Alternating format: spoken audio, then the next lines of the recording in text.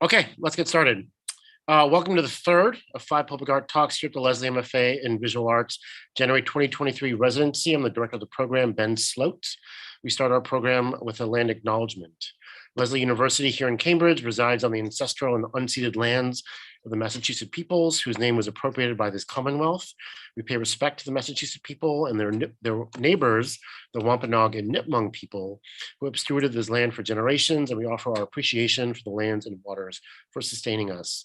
Our general thematic for this residency is nature as knowledge, which responds to the natural world, not as a passive subject, but as an active location for various forms of aesthetics, concerns, context, and knowledge. As artists, nature becomes a generative location to consider personal language and metaphor, as well as various forms of knowledge such as the empirical, indigenous, and declarative. Our programs began Monday with a talk by photographer Emmett Gowan, continued yesterday with mixed media photographer El Perez, continued tomorrow with mixed media painter Tammy Wynn, and Friday with our visiting faculty, Andrew S. Yang. I hope those watching the YouTube live stream on the front page of our website can join us for those programs. Today's speaker, Nora Lawrence, is the artistic director and chief curator at Storm King Art Center, located in New York's Hudson Valley. Having served as curator for 10 years at Storm King, among the recent exhibitions and projects Nora has developed are Indicators, Artists on Climate Change from 2018, Mark Dion, Follies 2019, Kiki Smith, Riverlight 2020, Rashid Johnson, The Crisis 2021, Sarah Z, Fallen Sky 2021, and Wagechi Mutu from 2022. Please join me in welcoming Nora Lawrence. Hey. Nice to see you all. Thank you for having me. Thanks so much to Ben and to Joel and to Rebecca for everything involved in getting this set. Can you all hear me okay? Okay, great. So I know that I spoke to at least some of you on Sunday in a conversation with Mara Hoberman and Adam Cohen, as well as with Ben, which was a lot of fun. But I'm also going to try to kind of cover different topics a little bit and different projects, just to for those of you who did hear that, kind of not repeat myself. And I'm going to go in a little bit more to the background of Storm King and then talk through, it seemed for the audience appropriate to talk through some specific artist projects and what it's like to work with artists at Storm King, which is different from working in an indoor space or museum. So this is one image of Storm King, and I wanted to tell you a little bit about our history. This is looking south in our landscape, and the mountain that you see here is Scunnamunk Mountain.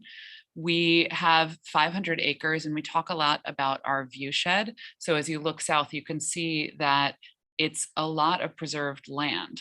So even the land beyond Storm King that we don't actually own or steward, we are often working with a lot of other organizations, other people, other forests, things like that, to think about the view shed and local protection of lands beyond Storm King's boundaries. So one thing that I just, since it's on this slide, I'm going to tell you because I love this, the family that founded Storm King, and I'll tell you a little bit more about them in a second, actually worked to preserve this entire side of Scunnamunk Mountain. So it's about 2,000 acres, and it was actually purchased by the Ogden family and Stern family that founded Storm King, and was deeded to New York State over time. And it's now Scunnamunk State Park. And so it's for passive recreation and hiking, et cetera. There's also a beautiful train that you can take when you come up to Storm King from New York City that goes right across from Scunnamunk Mountain across this beautiful valley on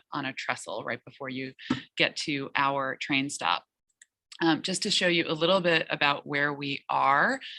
Here we are on the map, Storm King Art Center, about 60 miles north of New York City, very close to the Hudson River. One thing that this map indicates to me, we had a few versions of PowerPoint and I lost a slide, but just to tell you, one reason why Storm King is the land that it is now is that it was actually right next to land that was taken from various farms, local farms in the 1950s via eminent domain to create the New York State Thruway. So the thruway came right through our area and goes straight up the Hudson on the side of the river that we're on. It goes up for a while till Albany and then bears left. So it was creating this kind of fast road that would connect Buffalo to New York City and on all the points along the way.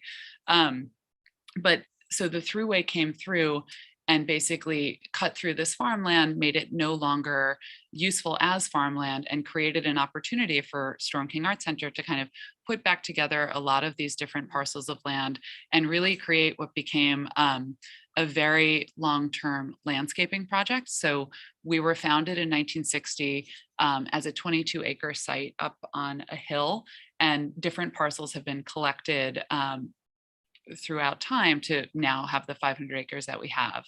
And just to talk about landscape a little bit, Storm King, I think I said this on Sunday, but Storm King wouldn't be Storm King without the environment that we sit in, and that we think about just as much as we think about individual works of art.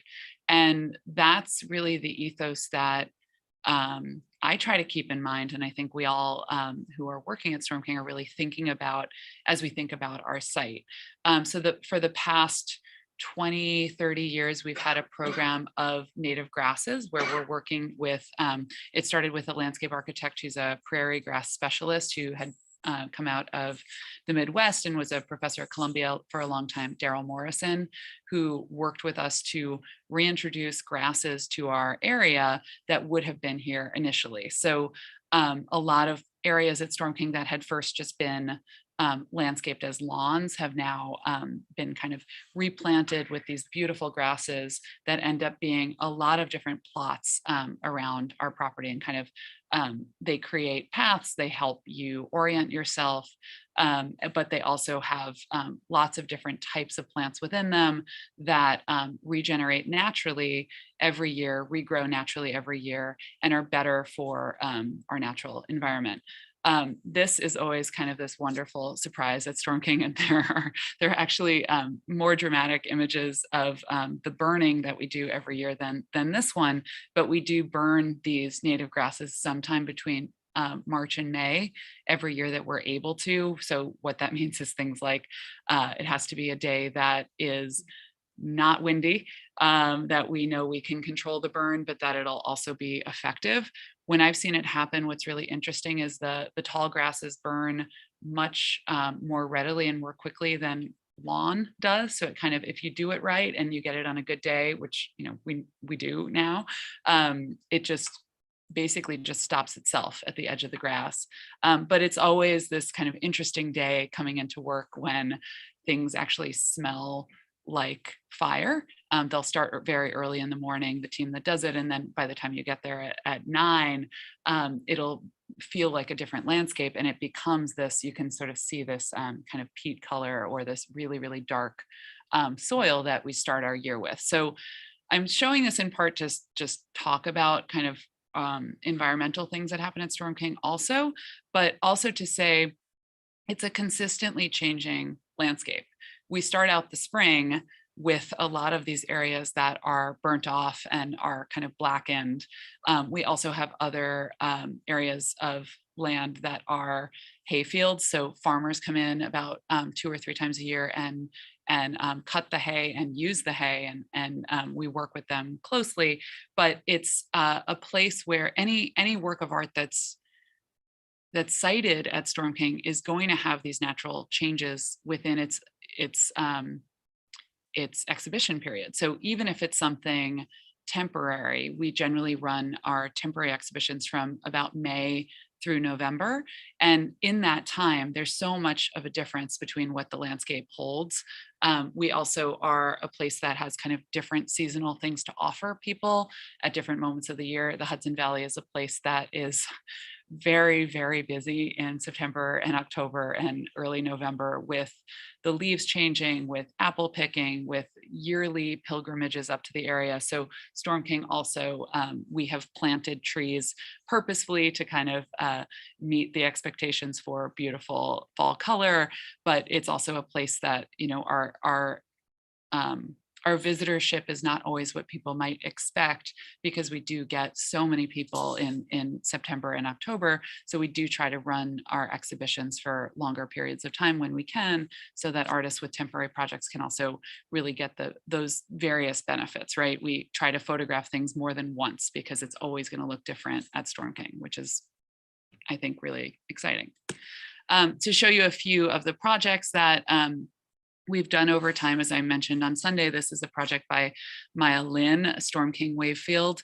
It's an 11-acre site that was the last site that had been left over on Storm King's land and not landscaped after the creation of the thruway.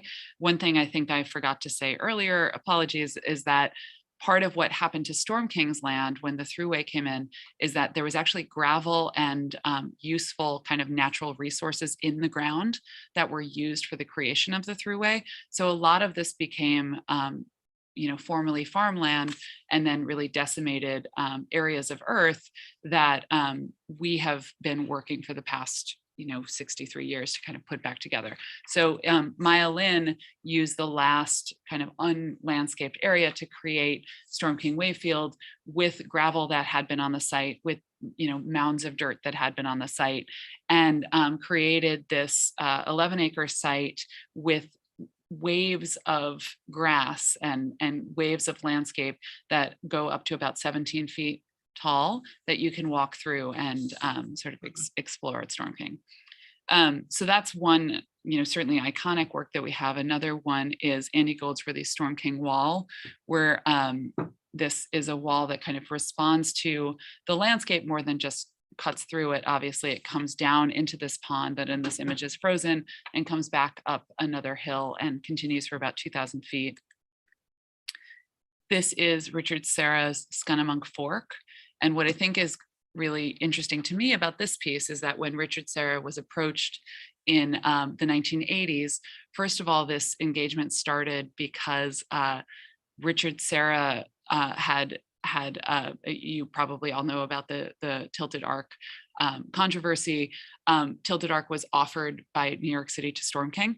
And so one of our founders actually called Richard and said, what do you think of this? This doesn't seem quite right. We want to make sure that we would, if this happened, we would want to do it with you. And he said, please don't do that.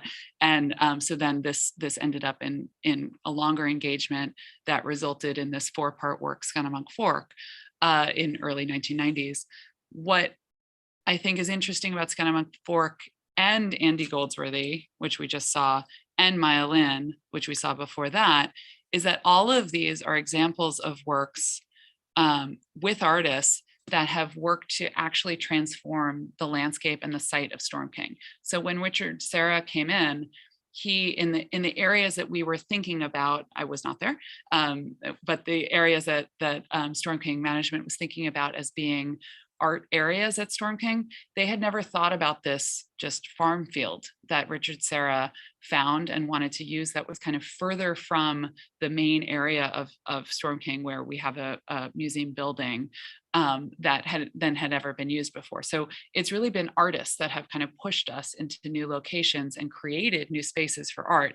So I think this is a really great one. It's 4 parts. I think you can see them at the far edges of the image as well as right in the center. And I think of them as both sort of the most gentle and most violent Richard Serra, the way that they kind of stick into the landscape. But I think they really add something incredible to the landscape. And also, again, they're named after Scunnamunk Mountain behind them, which is a mountain that I talked about earlier. We're also very well known for our work with Marc de Souvreau and our collection of Marc de Souvreau works, who's another artist who had really pushed us into a larger scale when he came and first worked at Storm King in the 1970s, and also pushed us off of the hill that that the building was on, and most of the works on site were located near. Just some other iconic works that we have in our collection. Alexander Calder. This is a site-specific work that we did with Isamu Noguchi in the late 1970s. And then I wanted to talk a little bit about how we think about exhibitions and how we think about working with artists, whether it be through permanent commissions or exhibitions. One thing that I have really loved about Storm King is how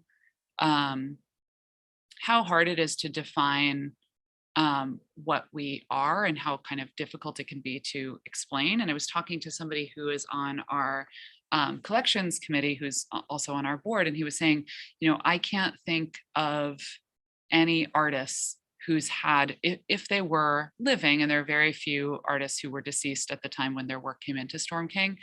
But he said, I can't think of any artists who are living who didn't make a site visit before their work was on view here, or didn't, collaborate in some way with the display of their work, which I thought was kind of a great thought. And I hadn't really focused on it before, but it makes sense. I mean, what we're often trying to do is work with artists to create things that wouldn't be the same elsewhere.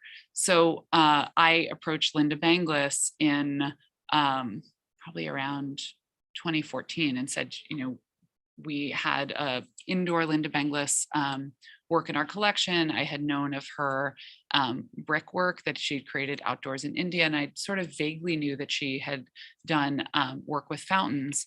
And she came back to us and said, I want to do a retrospective of the fountains that I've made from 1982 to the present. And we were able to create these beautiful ponds for her, 4 different ponds on the top of our property, on the top of this hill that I was describing, where we showed several of these fountains that she'd created over many years. And then, so this is one view of that. And then we also, all the way down at the south end of our property, were able to display a new work of hers that actually called Hills and Clouds, new at the time in 2015, that glowed in the dark. So with that, we were also able to then have moonlit walks out to this work to see it kind of alight and glowing. And we've also done those through Maya Lynn's Wavefield, our education director, who actually just departed from Storm King, Victoria Lichtendorf, was very fond of not letting anyone use a flashlight, or not letting anyone turn on their phone during these. And it's kind of this great, unusual experience with art that we've been able to work on and provide. As I was putting this together, I was just kind of remembering this show that we did with Mark Dion right before the pandemic in 2019, and just to show a few different images, again with the reasoning that I'm speaking to a number of artists, just to show you a few different types of things we've done. When we started talking to Mark Dion, whose work, as most of you probably know, has a deep connection to environmentalism, to biology, to the outdoors, he wanted to create a retrospective of his follies that he'd created over his career. So these buildings that he'd made that are kind of these sort of delightful, invented scenarios. So this is one of them, and you can see it's this kind of really rough corrugated exterior. It looks like, it might have rusted, it might have kind of, come apart. And this was a hunting blind that he wanted to place in a certain area of the property. And this is what we had inside. We had this, a tablecloth that was totally camo. We had all of these kind of, camouflage art works on the walls, but then this beautiful setup with this plastic camo place setting that was full of Fruit Loops. And, it was kind of a great, curatorial assistant joke that the curatorial assistant at the time had this Fruit Loops weekly duty, and we were kind of envisioning all the squirrels eating this, and it was just kind of this sort of wonderful thing for us. This was another hunting blind that was intended to hunt ducks, presumably, from our pond right next to it, that we made with the reeds right that you can see sort of behind it. And this was what was inside, and it was kind of set up with this little table of bourbon, as well as this very beautiful skinny scope looking out. And then this was the one that sort of made me put it in the presentation as I was remembering this grotto of the sleeping bear that we recreated for Mark. And we actually, I was kind of surprised, but we actually got some complaints from people that there was a bear sleeping on site, which, we had built, right? We had made this, but that we kind of are able to find these opportunities on our site that are maybe not what people are expecting, maybe not what, it wouldn't have the same effect in a smaller place, but really that this sense of discovery and specificity in our landscape is something that we've been able to kind of work with artists to find whenever possible. Ben had mentioned that in 2018, we did an exhibition about climate change, which was a group exhibition with 17 artists. And just to show you a few things that we did with that, we worked with the artist Mary Mattingly, who wanted to think about what types of trees would be actually, in 50 years, potential inhabitants of our region in the Hudson Valley. So we planted these different palm trees, but she was also thinking about, how can we find, as our environment changes, how can we find sort of resilience within this? And so she was also thinking about food sources and thinking about these plants as actually producing food for us potentially. But it was this kind of jarring sight of this very classic palm tree within our landscape. This was a work that I mentioned when we spoke on Sunday, so I just wanted to put it in, this work with the artist David Brooks called Permanent Field Observations, where he went into this area of our woods here that you can see down by this large creek. And it's about, I'd say this path is more than half a mile long. And on this path, he found 30 different things, right? So here you can see he found kind of a decomposing piece of wood that he just really liked.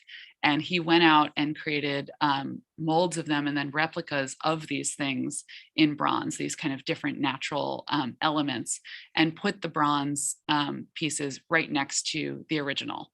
So this image that was taken in 2018 is almost completely different now. It's only the bronze that's left. And what I had said when we spoke on Sunday was that this was a work that David said, if we're going to do this, it needs to be permanent.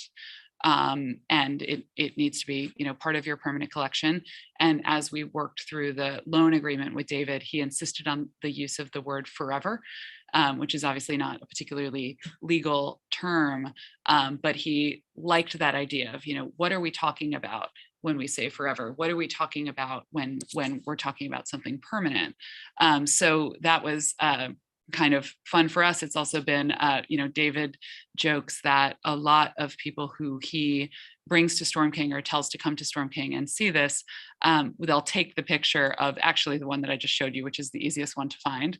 And he'll kind of, to say, oh, I saw your piece. And he'll say, there are 30 more out there along this path. And, it's your job as my friend to go and find as many as you can. But we do have a map, and it is actually this great thing for kids, but it's also a way in which, anyone doing this is actually engaging with the outdoors in a really close looking type of way. So it's kind of, it gets to what he is asking people to do in a larger sense in any case. We also had a work by Meg Webster as part of that exhibition that was basically this beautiful garden of both flowers and pollinators, but also just broccoli and different types of vegetables that a few people on staff became really, really energized about tending to. And that was something that was great. The public could come and take something if they wanted to, enjoy it if they wanted to, eat some of the mint that was involved in it. But we also were having this kind of amazing harvest every week for staff that was down in our kitchen, and people could kind of take home. And it felt like this work that was kind of bringing more than just the visual to Storm King. So I wanted to talk a little bit about our Outlooks program, which is a program that we have been running for 10 years. And what we do is we bring an emerging or mid-career artist to Storm King to work together with them and try to move their production in a direction that they might not have been quite able to do on their own or quite thinking to do on their own. We have a lot of internal resources. We have backhoes, we have cranes, we have people who can, do construction on a larger scale. We also have, and when I was speaking about working with artists and really needing that site visit, we also have a certain degree of understanding of our landscape. that means that oftentimes the first proposal that we get from an artist, and I try to always kind of make this clear, oftentimes the first proposal needs a lot of conversation, a lot of finessing, a lot of changes in order for it to quite work at Storm King. So, that goes from anything. I think I gave the example last time of, there are certain areas on site that get flooded and people might not know that, right? There are certain types of materials that when we've tried to use them before, there was an issue with the birds. I mean, there are different types of really practical things that kind of, I'd say, involve artists in helping to problem solve as they're thinking creatively. But what's been great about it is it does feel like a way that we can do temporary projects with artists who might not have been able to do this on their own, as I said. And what we've also found is that a lot of times, if I when I've worked with artists, they've said, oh, I did this at this sculpture that I did at that point. It actually fit in the 10 by 10 space of my studio. I couldn't have done anything bigger. And so we can also help artists kind of expand at a moment when they might not have the means to do that on their own. They might not have a place to keep something. They might not have, the types of things needed in their studio to help lift things. So, here's an example of one, Heather Hart, the Oracle of Lacuna from 2017, that, we were able to do with Heather. And also I've found that it's easier for artists to make outdoor work because of everything involved in it at a later moment in their career. A lot of artists start making lots of outdoor work once they've achieved a certain amount of success. But I also am really eager to learn, how do younger artists think about outdoor space? What are the incredibly pertinent reasons for working outside, be they historical, be they environmental, be they aesthetic as well? It doesn't seem to me like it should just be kind of the provenance of or the place of somebody who's already at a certain moment in their career. I think a lot of people at different moments have so much to give. So the prompt for Heather in the year that we made this was we were also looking for an opportunity at Storm King to have a stage because we have a lot of outdoor space, as I mentioned, but we don't have much purpose-built architecture, and we don't have much indoor space. So this was, what would it look like to think about an artist-built work that can also serve as a stage for a year? So I got proposals from a few different artists with this prompt, and we went with Heather's work, the Oracle of Lacuna, which was a space where you could both go up and stand on top of it, but you could also go down inside it. Heather worked with a lot of stakeholders in our region, both the Ogden and Stern family that I had mentioned founded Storm King.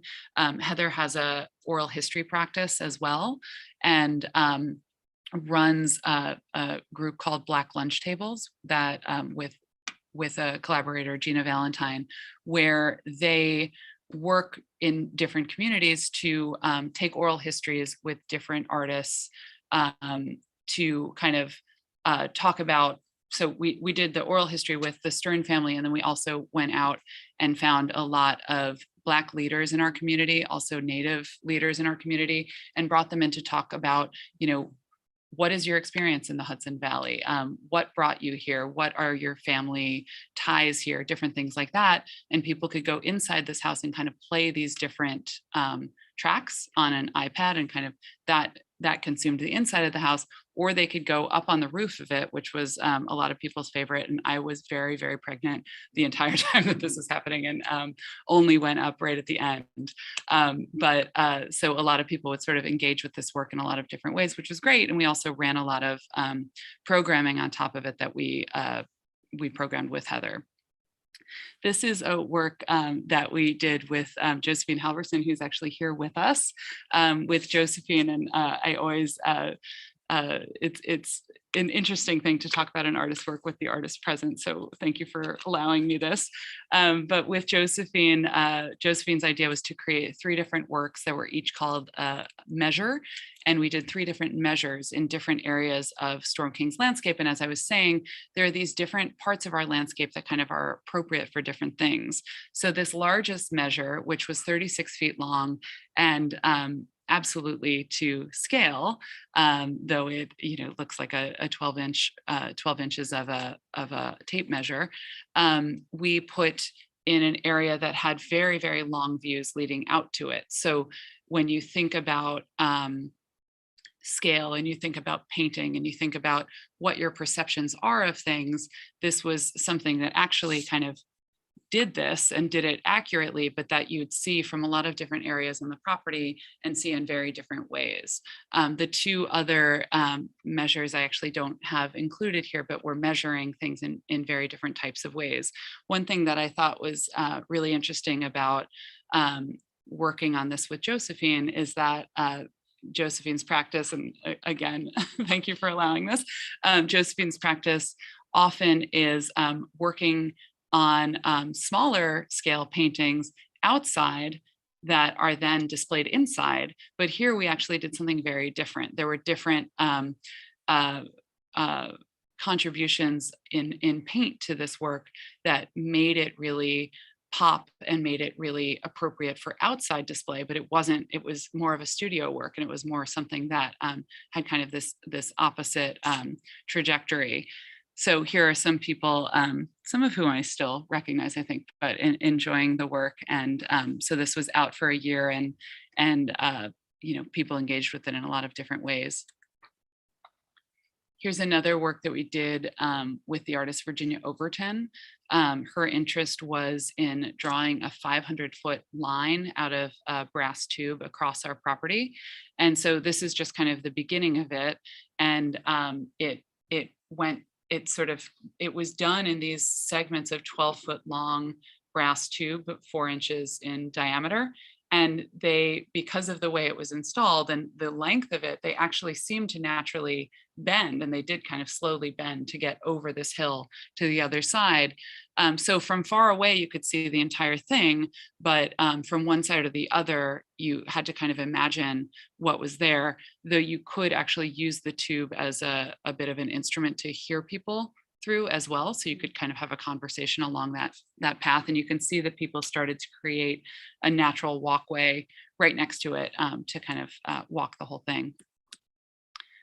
This was actually the first work in our Outlook series that we did with also the artist David Brooks, A Proverbial Machine in the Garden, where he was thinking about the landscape of the Hudson Valley and the history of landscape painting in the Hudson Valley, and how there's so much more to the truth of the land and the industrialization of the land than just these, beautiful views or cliffs leading down into the water or anything else. And how at Storm King, there's been, again, on this beautiful landscape, as I said before, so much work done over the years. So we actually buried a tractor that you could kind of think about as sort of this something literally underground that had been so helpful in the creation of everything around it. So you could stand on it and look down into it and kind of think about the history of not just Storm King, but the land around.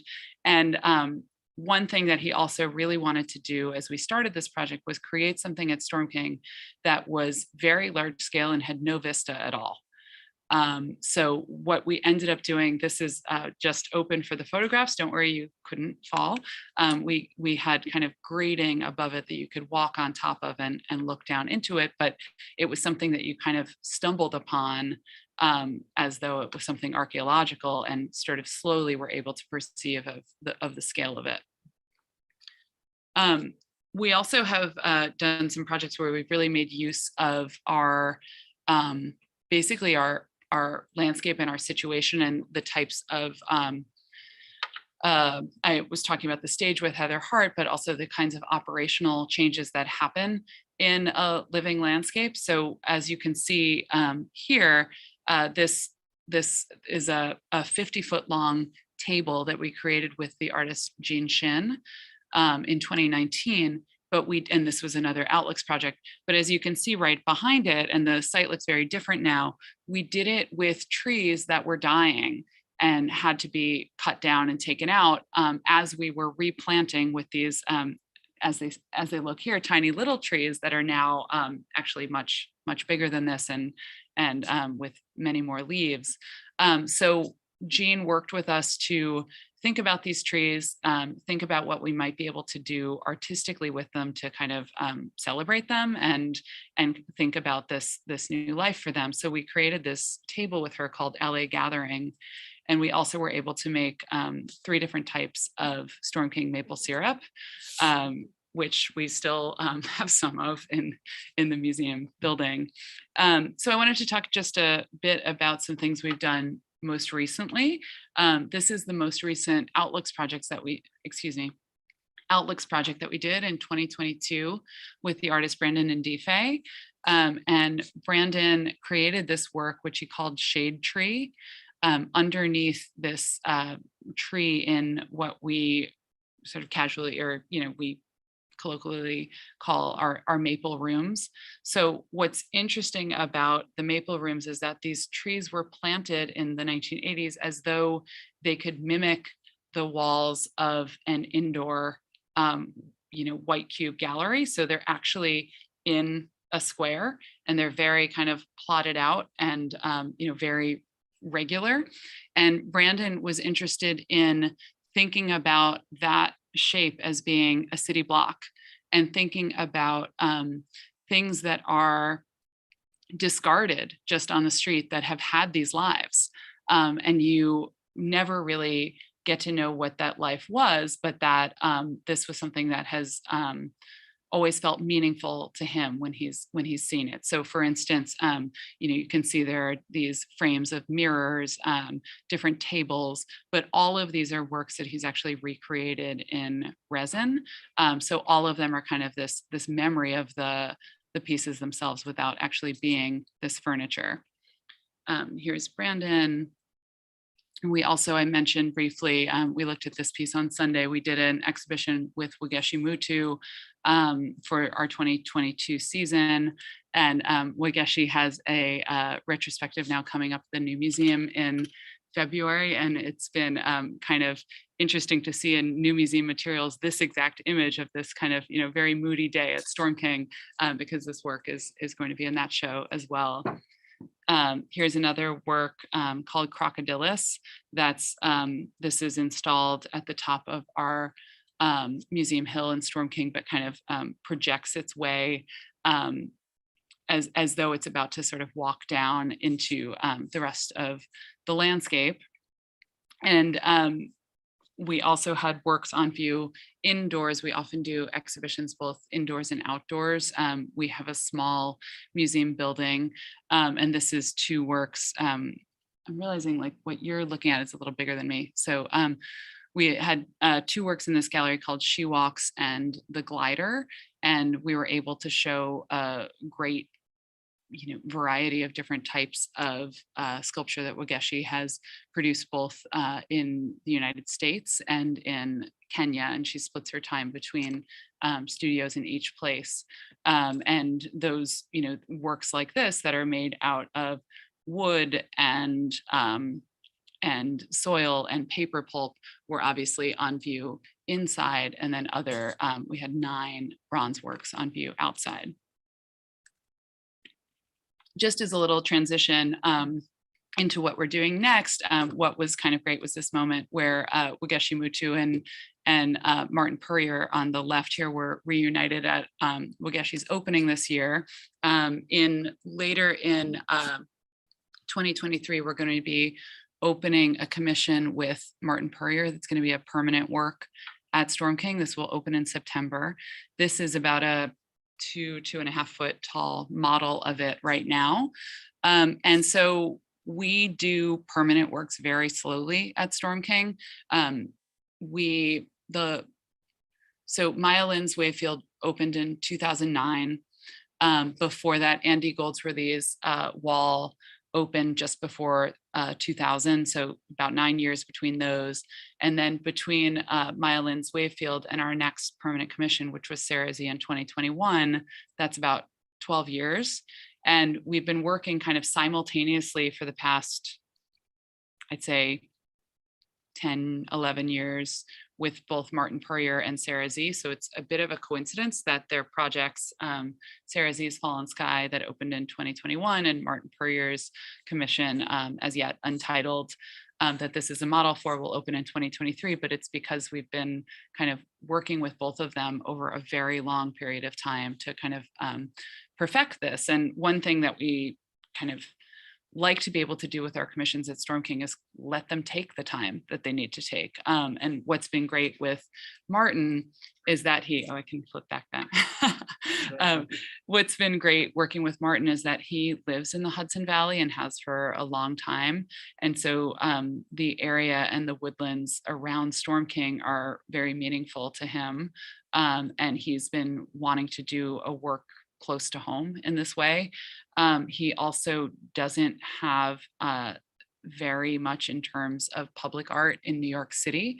There's 2 works from about 20 years ago in Battery Park City. And then other than that, this is going to be a really, really major work of Martin's that's accessible to both his home, but also our art community south of us in New York City as well.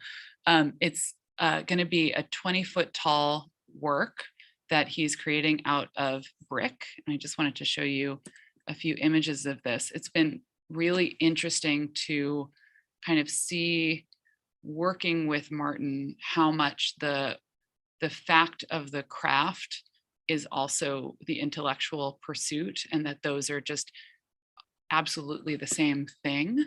And he has been there every step of the way. I mean, he's not the person, or he's not one of the 5 people who have been laying the bricks. We're working with a number of very, very talented masons on that project, on that part of it.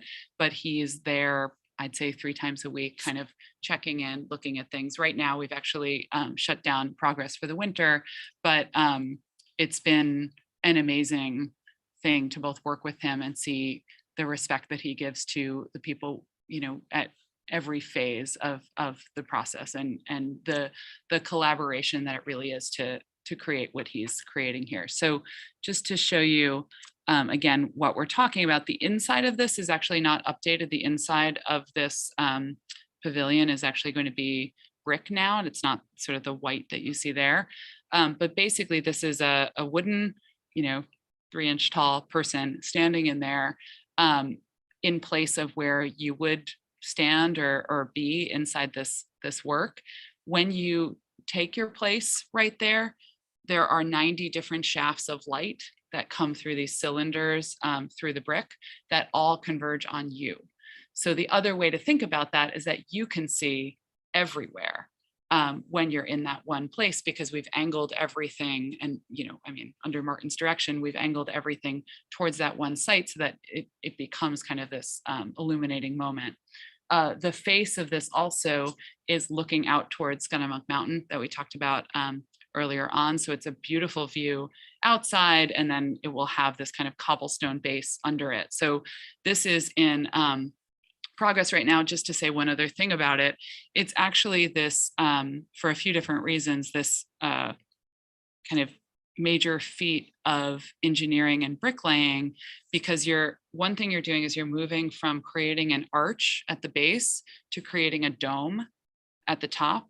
So it's these two of the kind of most highly considered, and the things that masons are striving for are both included here. But then you can also see that at the back, it ends up kind of cantilevering out, which is not a natural thing for brick to do. And so we've actually found a lot of people who have donated time, let us know that they were planning on donating time. And then we said, can we employ you on this? Actually, can we work with you on this, rather than just, people have been, people who are very involved in brickwork have been really interested in working on this and working with Martin, thinking through this. We actually, and this was kind of delightful to a lot of us involved, this person who makes bricks in North Carolina actually donated all of the bricks to the project because he kind of felt like, I haven't seen this happen before. I haven't seen something so interesting happen with the bricks that I make. And I'd like to be part of this. I'd like to talk you through it. So, he's now lending not only, obviously donating the bricks, but also lending so much of his time and expertise to the project. So you can see here a little bit that we're making the work over this rebar frame for it. So the bricks are going kind of on either side of the rebar, and then it's getting kind of cemented on the inside with concrete. And then I just wanted to mention, we also have a residency. So we work with Shandaken Projects, which is a residency program that was started in the Catskills and now is based between New York City and actually Storm King. So they have another residency on Governor's Island as well. But every summer we bring between 15 and 18 artists to Storm King for periods of between 2 and 6 weeks. To basically, it's not just a sculpture residency, it's a residency just for any cultural practitioners. We've had poets, we've had dancers, we've also had sculptors and painters, of course. And it's been great for us at Storm King to really see what artists see when they're thinking of Storm King and when they're thinking of our site. So we have a farmhouse at the south end of our property. This is changing a little bit for this year and next year. It will be run a little bit differently because we're doing a bit of construction. So we're kind of thinking about it differently. But generally speaking, it's usually at the south end of our property. And we have these 4 freestanding studios that people can come out and use.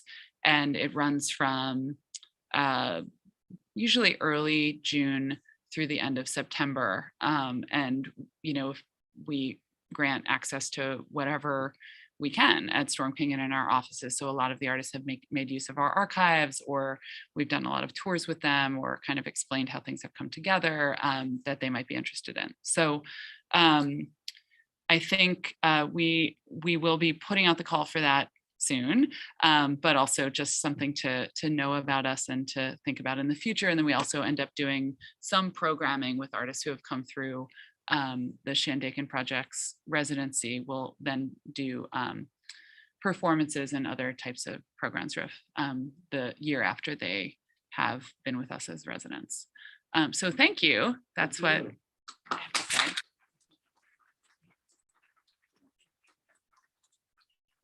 I pressed escape because it felt like the right thing to do, but okay. I just was a question. So I'm curious, you mentioned this a little bit on Sunday, but so there seem to be some changes happening in the area, changes at Storm King, and then COVID created a whole other kind of acceleration towards what Storm King provides. So I'm curious, over your tenure at Storm King, what are some of the kind of exciting changes, or what are some unexpected developments you've responded to? It's such a living space. Yeah.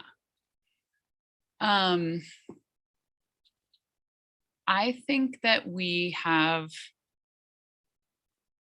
been working in more ways with artists than previously. And I think we've articulated some things that were often or always true about Storm King in ways that have kind of granted us clarity moving forward in those directions. So for instance, this idea of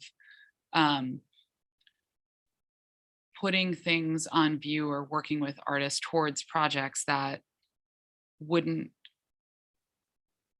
feel the same elsewhere. So really thinking about the way that the art changes the landscape and the landscape changes the art, and kind of talking to people about and getting other thoughts about what this weird thing called Storm King is. And just kind of, I think there's been a bit of an opening up in terms of, I don't think that 10 years ago we would have been talking about the Thruway. We would have been talking about beauty. And I think there's a lot of beauty, but there's so much else there. So I think thinking about histories of landscapes and thinking about different ways in which our land has been used before Storm King was there, be those ancient or somewhat more modern or contemporary. That's been definitely of interest. There's been a lot of activity in our archives and a lot of kind of putting information out there for others to look at also and to talk to others about. So I think that's kind of at the root of some changes, is kind of an openness to this is a bit of a collaborative project. Just one other comment is like the climate change show seems so shocking because you're actually outside. Yes. And like this palm tree could actually be a native species in a certain amount of time. And I think that's it's so different, or a different kind of impression from an indoor show where it's all kind of propositional, theoretical, and here it's like actually in your life. That's what, thank you. That's what it was intended to do, was kind of provide both an unusual canvas for that conversation for artists, but then also kind of provide an idea of the stakes in the matter at the same time, and be able to talk about climate change without kind of hitting you over the head with climate change in certain ways, which I think also gets to, I mean, how does art communicate in ways that nothing else does, right? And how do you respond to a newspaper article about climate change versus like a very, very effective work of art? And those are not the same thing. And it's not that art is activism. It just feels to me like it has ways of hitting us that other types of forms of communication can't, that are worth delving into and pursuing and thinking about, both as lucky observers of lots of art, but also as practitioners and creators of things. Bring up the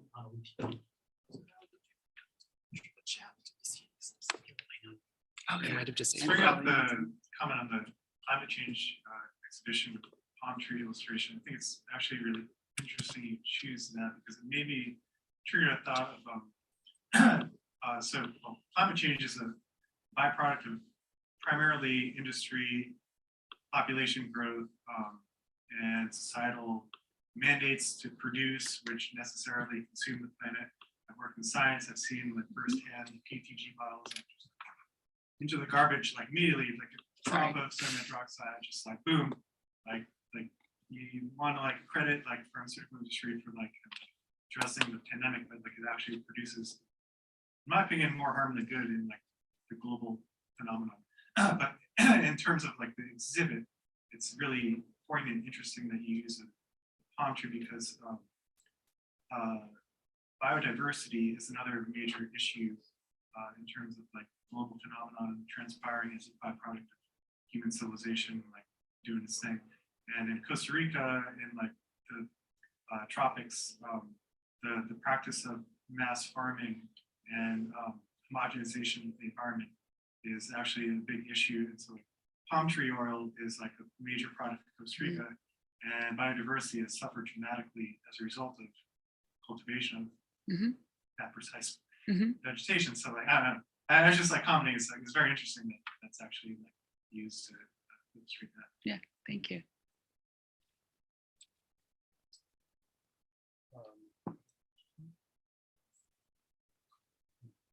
Hi, thank you so much. That talk was wonderful. Thank you.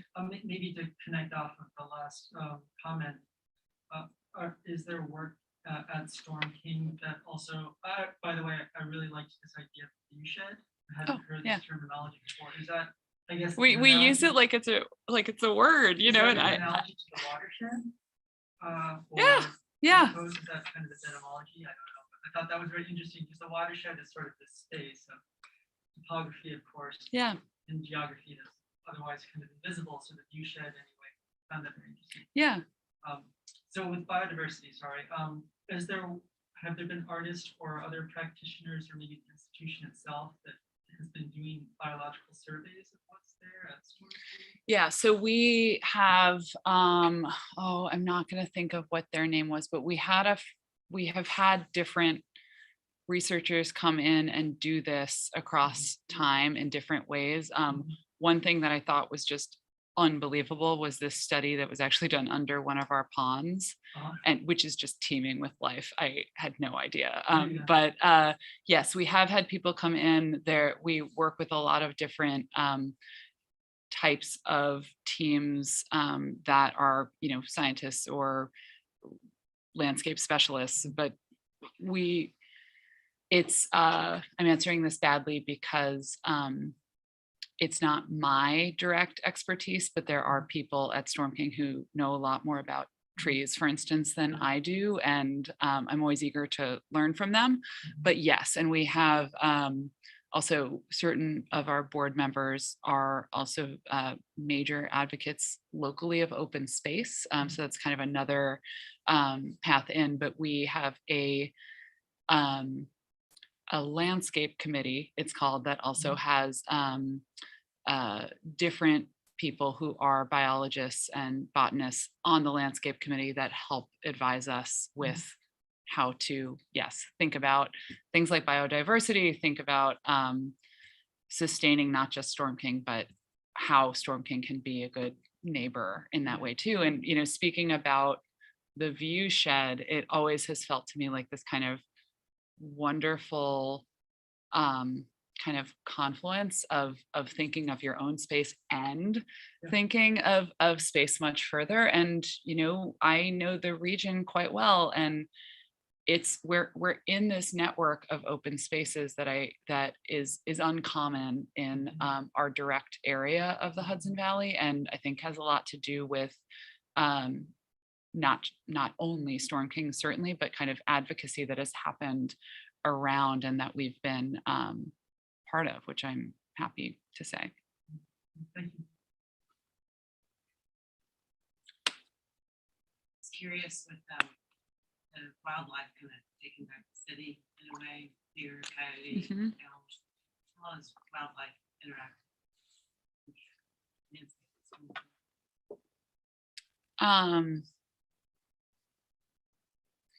We have a lot of wildlife. There are certain things that I think, different people on staff would point to as their favorite examples of it. Mine are the red-winged blackbirds that just, come through, I'd say late spring, early summer, every year. They're everywhere and then they're totally gone. But so we have different migrations, and we have worked with, they're kind of like macro and micro answers to that, right? Like we've worked with Eagle Scouts to create owl habitats, and once I was at the cafe and a skunk walked by and that was scary, or there are definitely bear sightings sometimes at different places on site, and there are many turkeys, and often a significant number of deer and coyotes, and we'll follow around the coyote pups at a certain point in the season. And so there's a lot, and it's definitely a conversation, on staff, and I'm sure with visitors also. I've seen a few bobcats and foxes, and all of it's kind of amazing. There are also lots and lots of raspberry bushes, and it drives me crazy because the public always gets to them before I can. But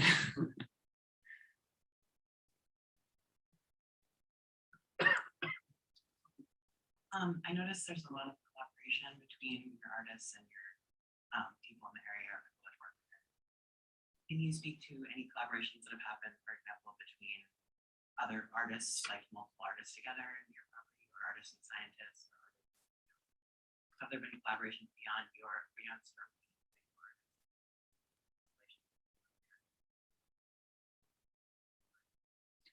King? Yeah, I think there are a few different ways to answer this. What feels somewhat unique about Storm King is that, though of course this happens, but it's hard to travel shows in kind of a standard manner. So because the works are so big, and because if you're traveling a show, it needs to go far enough away for that to kind of make sense for you and for the other venues. And then if it goes far enough away and it's an artist who maybe has collectors in that other area, then it might make more sense with the scale of the work to do kind of a related but different show with related but different works that might be, let's say, in the California region or on the West Coast rather than on the East Coast or in England or, what have you. But we have, I mean, the Mark Dion show traveled and went to the Laumeier in St. Louis. We have had other definitely works from the Outlooks program have had second lives and third lives and have gone to other places. We've also had other types of things like works remade, or one thing that I've loved over the years is seeing how Virginia Overton, who took all of that 500 feet of tubing, has used it in so many other types of works that you would categorize more as a painting. So there have been sort of other lives, but then also we've definitely done a lot of collaborative programming that we've also kind of handed over to artists in certain ways. So Martha Tuttle, who was in our Outlooks program, who I didn't speak about, had partnered with a poet named Gabe Cruz to do a series of programs related to her work over actually the 2 years that it was on view, because she her exhibition started in June of 2020. So we left it up for an extra year and were able to do more with it because of that. So yeah, we've done a lot of collaborations with just directly with artists who want to bring other artists. Jenny Kendler, who was an artist in the climate change show, did a kind of multi-resonant day called Day of the Bird. So she brought in scientists, she brought in artists, John Luther Adams did a performance, writers. So there have been different types of things, does that help? Okay.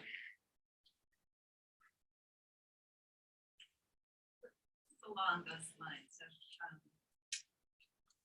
what do the artists do once their shows? I mean, you said that some of them repurpose, but talk about conservation and what happens.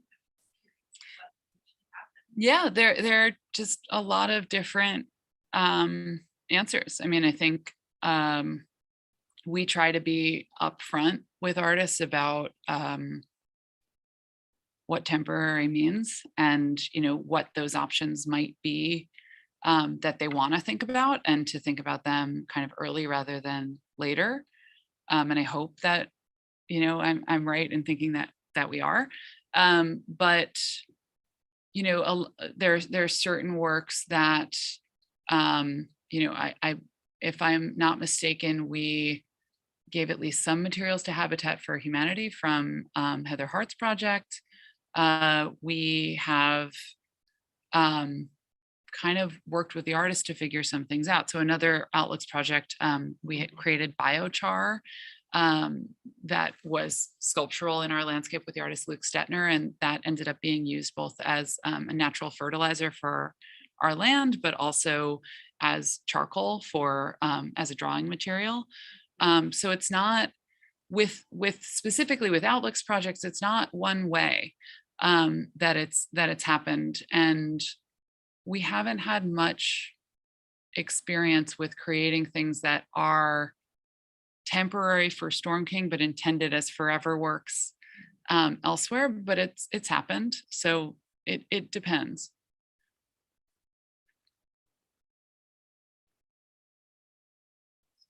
Well, thank you, Nora. That was really wonderful. Thanks.